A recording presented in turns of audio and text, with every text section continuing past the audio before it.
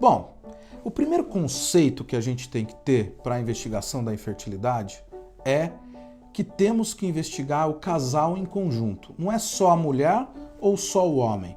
E por que isso? Por quê? Porque 40% dos problemas para engravidar estão realmente associados a problemas na mulher. Outros 40%, olha só que coisa, estão relacionados a problemas no homem. Portanto, temos que investigar os dois. Outros 15% das vezes é um problema em conjunto do homem com a mulher. E outros 5% das vezes a gente vai fazer os exames, mas não vai achar nenhuma causa aparente. Por isso temos que investigar os dois. Vamos então agora falar um pouco da investigação na mulher. E aí, para isso, para a gente entender isso melhor, vamos imaginar o que na mulher faz parte do processo reprodutivo. O primeiro órgão é o útero. Então, precisamos investigar o útero. E como fazemos a investigação uterina? O primeiro exame, o mais simples, é um ultrassom transvaginal, que já dá bastante informação. Se tivermos alguma alteração no ultrassom ou alguma coisa no histórico dessa mulher que nos leve a uma necessidade de fazer um outro exame, esse outro exame é a esteroscopia.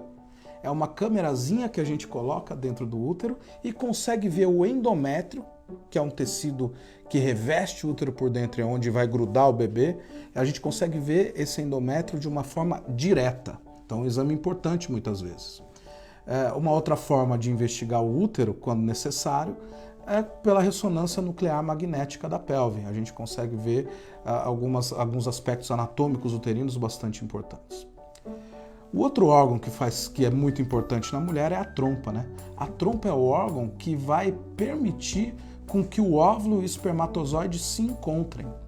Então ela é muito importante no processo reprodutivo. E aí a gente tem um exame para avaliar a trompa que se chama esterossalpingografia. É um nome meio longo, mas é assim, né? A esterossalpingografia vai me mostrar algumas características da trompa muito importantes.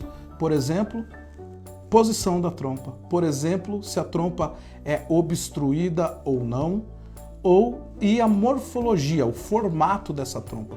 Todas essas são situações importantes para a gente poder avaliar. O outro órgão importante na mulher é o ovário, né?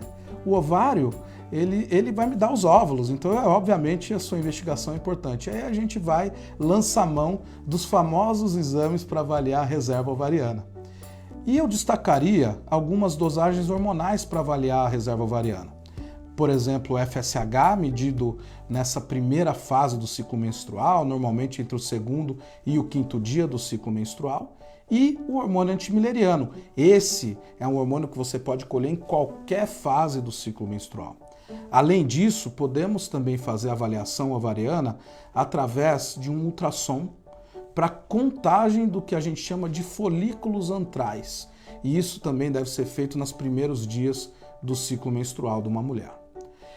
Além disso, se tivermos suspeita de uma doença chamada endometriose, podemos fazer a ressonância nuclear magnética da pelve e um ultrassom, mas é um ultrassom mais específico, com preparo intestinal e dopplerfluxometria colorida.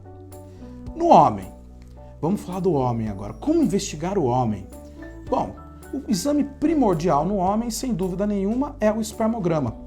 O espermograma deve ser feito com 2 a 5 dias de abstinência ejaculatória.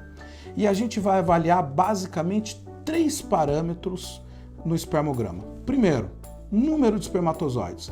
A gente tem que ejacular mais do que 15 milhões de espermatozoides por ml. Segundo, como esses espermatozoides se movimentam. A gente tem que ter mais do que 32% que se movimenta de forma progressiva. Não importa se é rápido ou lento, basta que sejam progressivos. Terceiro, morfologia, o formato dos espermatozoides. Pela metodologia de Kruger, que é o melhor jeito de avaliar a morfologia, a gente tem que ter mais do que 4% de espermatozoides morfologicamente normais. Além do espermograma, a gente pode lançar mão de algumas dosagens hormonais, FSH, LH, prolactina, testosterona total e livre. Para quê? Para a gente avaliar se esses hormônios estão fazendo o efeito interessante no testículo e estimulando esse testículo a produzir de forma adequada os espermatozoides, tá? Além disso, em suspeitas de varicocele, que é uma doença que pode afetar a fertilidade do homem, podemos fazer um ultrassom de bolsa escrotal, um ultrassom de testículo, para a gente avaliar a ocorrência de varicocele ou alguma outra doença testicular que pode estar envolvida com a infertilidade. Um exame mais recente, que também podemos fazer nos espermatozoides, é a fragmentação de DNA dos espermatozoides.